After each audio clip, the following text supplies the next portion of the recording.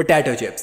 लाल, नीले, हरे और अलग अलग रंगों की पैकिंग में मिलने वाले ये मजेदार स्नैक्स हम सभी के फेवरेट हैं। पर क्या आप जानते हैं कि पोटैटो चिप्स को मार्केट में आए 150 साल से भी ज्यादा का वक्त हो चुका है। मतलब पोटैटो चिप्स का आविष्कार प्लास्टिक बैग्स के भी आविष्कार से पहले हो चुका था। एक तरह से देखा जाए तो पोटैटो चिप्स महात्मा गांधी से भी ज्यादा पुराने हैं। इन चिप्स को देखकर कभी कभी तो मन में ये सवाल उठता ही है कि इन्हें फैक्ट्री में कैसे और किन चीजों से बनाया जाता है। टेंशन मत लीजिए, क्योंकि आज हम आपके लिए सारी रिपोर्ट तैयार कर लाए हैं, तो वीडियो को अंत तक देखे बिना मत जाइए। चिप्स की शुरुआत की कहानी बहुत दिलचस्प है।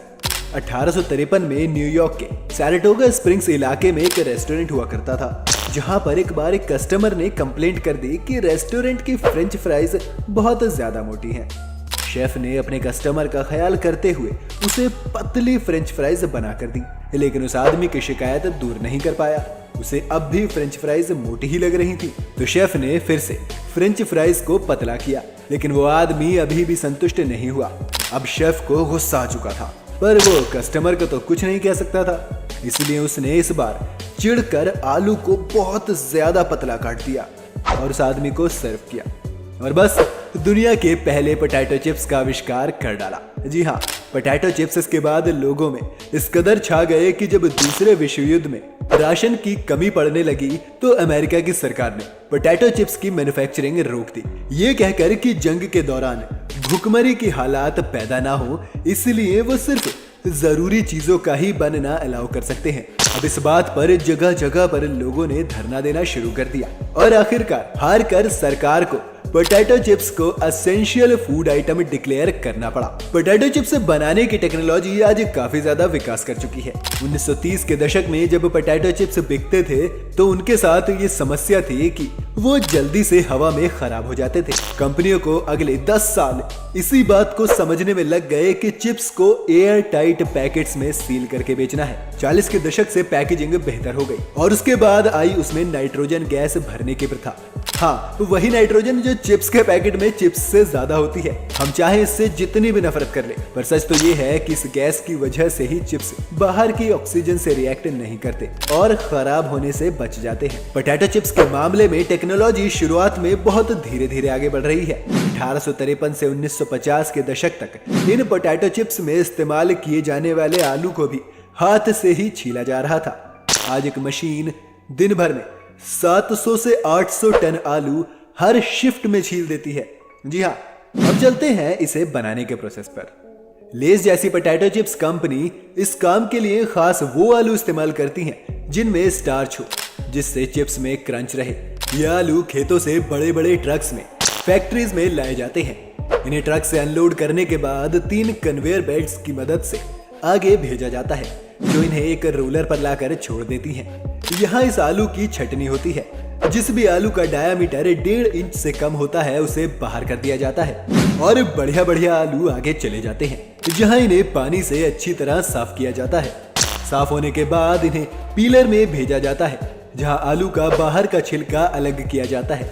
इस 12 फीट की मशीन में 5 सिलेंडर लगातार घूमते हुए ये काम करते हैं। छिले हुए आलू एक कन्वेयर बेल्ट पर लाद कर आगे भेजे जाते हैं, जहाँ कर्मचारी हरे और कच्चे आलू इस बैच से अलग कर देते हैं। ये सुनिश्चित करने के बाद कि सभी आलू ठीक हैं, इन्हें आगे एक स्लाइसर में भेज दिया जाता है।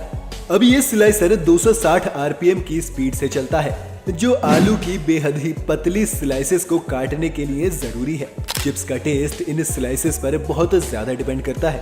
अगर स्लाइसेस सही ना कटें तो बिल्कुल ही अलग टेस्ट आने लगेगा। इस वजह से कंपनीज अपना ये फॉर्मूला गुप्त ही रखती हैं।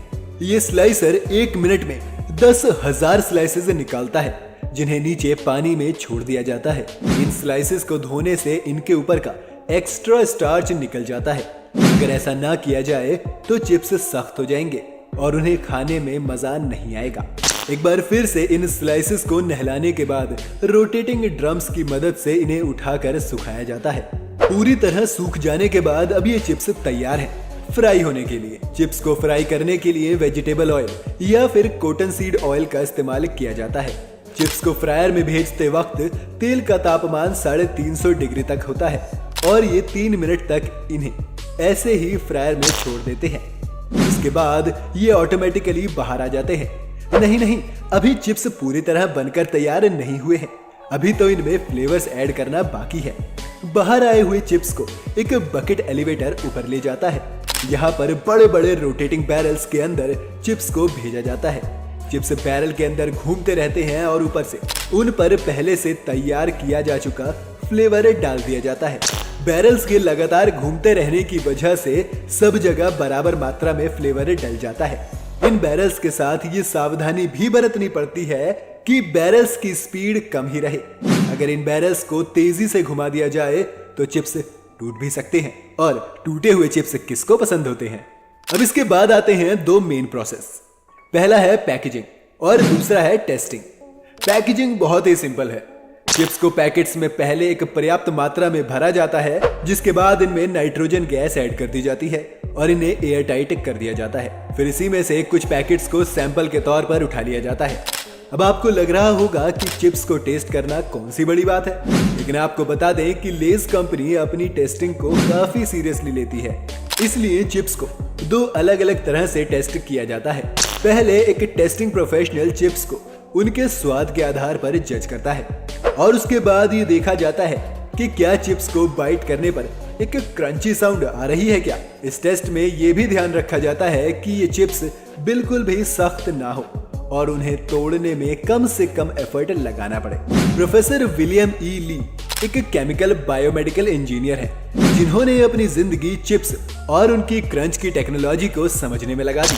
अब अगर किसी चिप्स कंपनी को अपने चिप्स को अपने कॉम्पिटिटर के चिप्स से बेहतर करने की सलाह लेनी होती है तो वो ली की ही मदद लेते हैं। दोस्तों, चिप्स आपको लगभग दुनिया के हर देश में मिल जाएंगे, लेकिन इन्हें हर देश में चिप्स कहकर नहीं बुलाया जाता। जी हाँ, जैसे कि ब्रिटेन में चिप्स का मतलब फ्रेंच फ्राइज होता है, आलू वाले चिप्स नहीं। आलू वाले चिप्स को वो लोग क्रिस्प कहते हैं। अगर आप ऑस्ट्रेलिया या न्यूजीलैंड की तरफ जाएंगे तो वहां पर फ्रेंच फ्राइज को हॉट चिप्स और आलू वाले चिप्स को कोल्ड चिप्स कहा जाता है। आपके फेवरेट चिप्स कौन से हैं और ऐसे कौन कौन से अजीब और गरीब फ्लेवर्स हैं जो आप चाहते हैं कि चिप्स में आ जाए, हमें कमेंट सेक्शन में लिखकर जरूर बताइएगा। दोस्तों, आपने वीडियो को पूरा देख लिया तो कैसा लगा कमेंट जरूर करें और फॉलो करना ना भूलें।